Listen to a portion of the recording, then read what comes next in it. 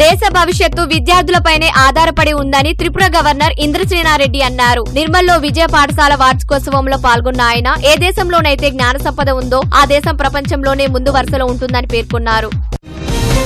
పంచాయతీ ఎన్నికలకు అధికారులంతా సిద్ధంగా ఉండాలని నిజామాబాద్ కలెక్టర్ రాజీవ్ గాంధీ హనుమంత్ సూచించారు. నిజామాబాద్ లో న్యూ అంబేద్కర్ భవన్ లో ఆర్మూర్ డివిజన్ రిటర్నింగ్ సహాయ రిటర్నింగ్ అధికారులకు శిక్షణ నిర్వహించారు. యాదాద్రి భువనగిరి జిల్లా రామన్నపేట మండలం జనంపల్లిలోని బాలికల గురుకుల పాఠశాలలో కలెక్టర్ హనుమంతరావు ఆకస్మిక తనిఖీ చేశారు. అక్కడి పరిసరాలను పరిశీలించి విద్యార్థులకు అందుతున్న వసతులపై ఆరా తీశారు. సౌకర్యాలు సరిగ్గా లేవని ప్రిన్సిపల్ పై అసహనం వ్యక్తం చేశారు.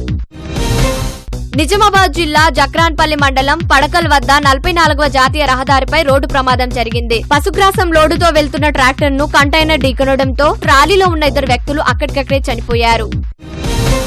గ్రామీణ ప్రాంతాలకు దగ్గరలో ఉన్న పోలీస్ స్టేషన్ లో ప్రజావాణి నిర్వహించనున్నట్లు మహబూబ్ నగర్ జిల్లా ఎస్పీ జానక్ తెలిపారు. అందులో భాగంగా సోమవారం జడ్చర్ల రూరల్ పోలీస్ స్టేషన్ లో బాధితుల నుంచి వినతి పత్రాలు స్వీకరించారు.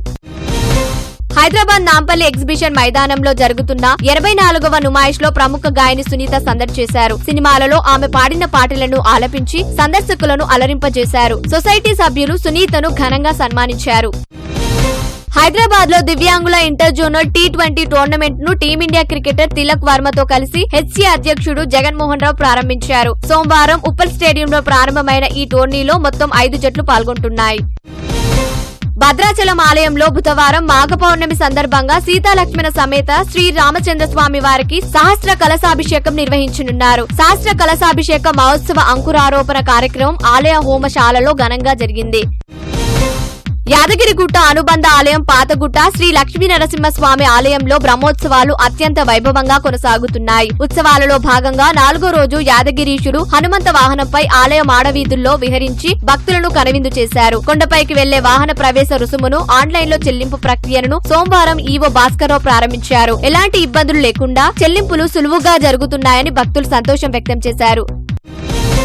నిజామాబాద్ జిల్లా డిచ్పల్లి కిల్లా రామాలయ బ్రహ్మోత్సవాలు సోమవారం ఘనంగా నిర్వహించారు. ఉత్సవాల్లో రూరల్ ఎమ్మెల్యే భూపతిరెడ్డి, రాష్ట్ర పర్యాటక శాఖాభివృద్ధి సంస్థ చైర్మన్ పటేల్ రమేష్ రెడ్డి పాల్గొని ప్రత్యేక పూజలు చేశారు. ఎడపల్లి మండలంలోని జాన్కంపేట్ శ్రీ లక్ష్మీనరసింహస్వామి దేవస్థానంలో కళ్యాణ మహోత్సవం కన్నుల పండుగగా జరిగింది.